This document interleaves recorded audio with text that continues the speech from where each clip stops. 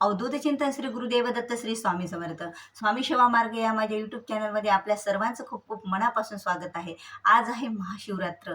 महाशिवरात्र विशेष आपण महादेवाची सेवा, उपासना, जे काय स्तोत्र मंत्र पठण करून अभिषेकधारी महादेवाला संतुष्ट करून आपण घेत असतो. आणि या दिवशी महादेवाची सेवा जसं दिवसभर करण्याला महत्त्व आहे, प्रमाणच रात्री सुद्धा महादेवाची पूजा करण्याला एक विशेष असं महत्त्व आहे. आणि त्याचबरोबर महादेवाची पूजा या 4 प्रहरमध्ये आज अभिषेक आणि पूजा केली जाते महादेवाची. म्हणजे एक सकाळचा प्रहर आता तो झालेला आहे, एक दुपारचा प्रहर तो पण झालेला आहे 12 वाजता, एक सायंकाळचा प्रहर आहे 6 वाजताचा, 6 ते 7 वाजेपर्यंत ते तिसरा प्रहर, आणि चौथा प्रहर आहे तो रात्रीचा 12 वाजताचा प्रहर, म्हणजे 11:30 ते 12:30, सायंकाळी 5:30 ते 6:30 7 वाजेपर्यंत. म्हणजे आपलं जे सायंकाळची वेळ असते, ज्या वेळेला दिवस मावळतो, ते अंधारही पडत नाही आणि ऊनही नसतो, असा एक प्रकाश, मंद मंद प्रकाश असतो पहाटच्यासारखा.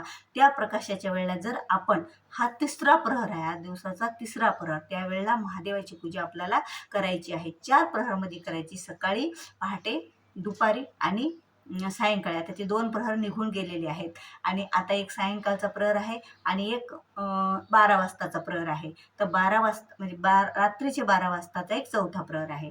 आता सायंकाळच्या प्रहराला आपल्याला तुपाने महादेवाचा अभिषेक करायचा आहे. ओम ह्रीं वामदेवाय नमः ह्या मंत्राचा उच्चार करत तुपाने अभिषेक करायचा आहे. तुम्ही जर सायंकाळची वेळ निघून गेल्याच्या नंतर व्हिडिओ पाहत असाल तर तुम्ही रात्रीसुद्धा मधाने, आपला जो मधमाशीचा मध असतो त्या मधाने आपल्याला अभिषेक करायचा आहे महादेवाचा 11:30 ते 12:30 1च्या दरम्यान. रुद्र पठण करून जर शक्य असल्यास करा, किंवा नसलं तर तुम्ही महिमा स्तोत्र पण वाचू शकता, शिवकवच, शिवस्तोत्र, आणखीन आपला महामृत्युंजय मंत्र, आणि तसेच आपला रुद्र गायत्री मंत्र, आणि त्याचप्रमाणे आपण कालभैरव अष्टकची सेवा पण त्याच्यावर अभिषेक करताना घेऊ शकतो, आणि श्रीसूक्त सुद्धा आपण घेऊ शकतो. महादेवाच्या पिंडीवर अभिषेक करताना, आज तर शुक्रवार आहे, आवर्जून घ्या. आणि मध हा महादेवाच्या म्हणजे पदार्थाचा आवश्यक असा हा पदार्थ आहे अभिषेकमधला. तर आवर्जून आपल्याला सायंकाळच्या 12:30 वाजता आणि रात्रीच्या 11:30 ते 12:30च्या दरम्यान एक अभिषेक करायचा, आणि एक अभिषेक आपल्याला 5:30 ते 6:30च्या दरम्यान करायचा आहे. तर रात्री अभिषेक करताना आपल्याला ओम ह्रीं सदोत्काय नमः हा मंत्र म्हणायचा आहे आपल्याला तुपाचा अभिषेक करताना. आणि त्यानंतर आपल्याला कोणताही मंत्र स्तोत्र पठण येत नसलं तर साधा आपला षडाक्षरी, पंचाक्षरी ओम नमः शिवाय, नमः शिवाय असा कोणताही मंत्र म्हणत आपण अभिषेक करू शकतो. आणि आपल्याला जेव्हा 108 बेलपत्र महादेवाला अर्पण करायचे आहेत, तर 108 बेलपत्र अर्पण करताना आपण नित्यसेवेमध्ये जी अष्टोत्तर नामावली आहे, शिवनामावली, त्याचा उच्चार करत, त्याचा म्हणत एक बेलपत्र अर्पण करा. बरं, ज्याच्याकडे बेलपत्र नाही येतच, 108 मिळालेच नाही, तर त्यांनी काय करायचं आहे, जेवढे शक्य आहे तेवढे पहिल्या वेळेस वाहून टाकायचे, जेवढे नावं झाले तेवढे, आणि त्यानंतर आपल्या अक्षदा घ्यायच्या आणि एक अक्षदा एका नावापरत वाहून टाकायची. तेवढंच पुण्य आपल्याला मिळत असतं, कारण देव हा आपली श्रद्धा आणि भक्ती पाहत असतो. आणि त्यामुळेच आपल्याला अशा रीतीने अभिषेक करायचा आहे. आणि त्या अभिषेकाचं पाणी आपल्याला तीर्थ काय करायचं, आपल्या घरातली सर्वांनी घ्यायचं, आपल्या घरात सगळीकडे शिंपडायचं असतं. कारण आपल्या घरातील निगेटिव्ह ऊर्जाही बाहेर जात असते, आपल्या घरातील गरिबी, दरिद्रता बाहेर जाते. आपले अडलेले कामं पूर्ण होण्यासाठी आपल्याला अभिषेकाचं तीर्थ घरात शिंपडायचं आणि आपल्या सर्वांनी प्राशन करायचं असतं, आणि उरलेलं आपल्या झाडांना टाकून द्यायचं. असं इतरत्र कुठंही अभिषेकाचं तीर्थ टाकायचं नाही. आणि त्या तीर्थाला एवढं महत्त्व आहे की ते तीर्थामुळे असंख्य असे रोग आपले नाहीसे होत असतात. आणि ज्याला जर व्यसन असेल तुमच्या घरात कोणाला, तर आवर्जून ते तीर्थ द्या तुम्ही. आता तुपाचं, आता तुम्हाला मी एक विषय सांगते की रात्रीचे 11:30 ते 12:30 वाजता जो तुपाने अभिषेक करायचं, म्हणजे असं थोडं थोडं चमच्यामध्ये असं तूप घ्यायचं, एक थेंब, आणि ते महादेवाच्या पिंडीवर टाकत राहायचं, आणि त्याच्यानंतर आपल्याला पाण्यानं पण आपण अभिषेक करू शकतो.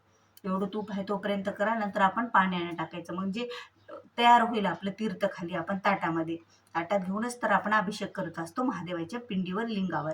तर ते तीर्थ आपल्या सर्वांनी घ्यायचं आहे. त्यामुळे तुमच्या घरात जर कोणी व्यसन व्यसनाधीश असेल, व्यसन असेल त्यांना, तर ते तीर्थ तुम्ही आवर्जून द्या त्यांच्या हातावर.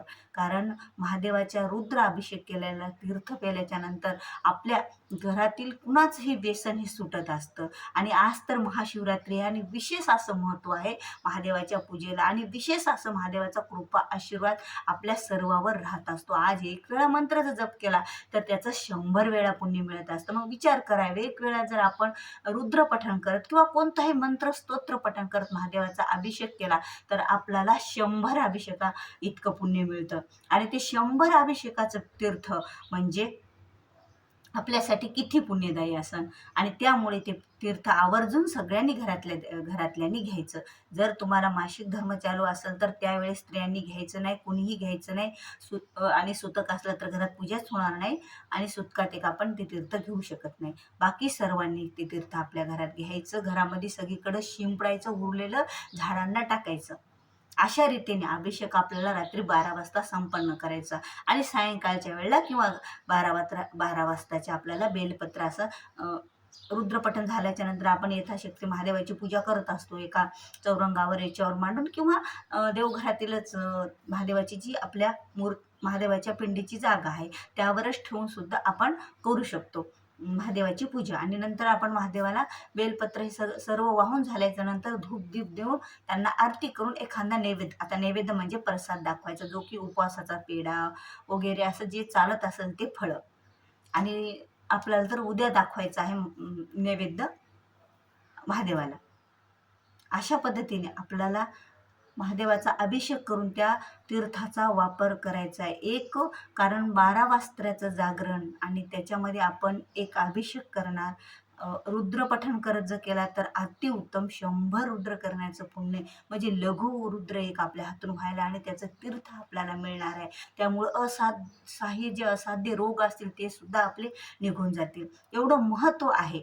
आणि रुद्रपठण जर तुम्हाला संस्कृत वाचता येत नसलं तर नित्यसेवेमध्ये आहे बघा, आपल्या ज्यांच्याकडे स्वामी समर्थ केंद्रातील नित्यसेवा आहे त्यामध्ये रुद्रपठण आहे, रुद्र आहे. आणि ते रुद्र जर तुम्ही एक वेळा वाचलं, नाही तुम्हाला संस्कृत जमलं तुम्ही मराठीतून वाचा, तेही नाही जमलं तुम्ही यूट्यूबवर लावा, इंटरनेटद्वारा कशाने श्रवण करत करत ऐकत ऐकत महादेवाचा अभिषेक करा, काहीही हरकत नाही. मन लावून ऐकत जरी अभिषेक जरी केला तुम्ही यूट्यूबवर लावून मोबाईलवर तरीही चालतं, पण आवर्जून करा. आणि आजचं जागरण विशेष होईल तेवढं सर्वांनी करायचं आहे. महादेवाचं नामस्मरण करत, महादेवाचं जप ध्यान पूजा करत.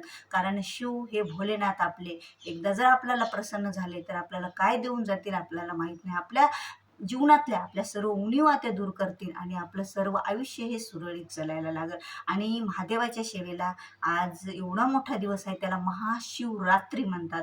कारण दिवसापेक्षा रात्रीला एवढं विशेष महत्त्व आहे. नावच आहे महाशिवरात्री, कारण शिवाची महारात्र आहे, शिवाच्या उपासनेची महारात्र आहे. या दिवशी जी शिवाची उपासना करतात त्याच्यावर शिवाचा विशेष अशी कृपा आशीर्वाद राहत असतात. श्री स्वामी समर्थ.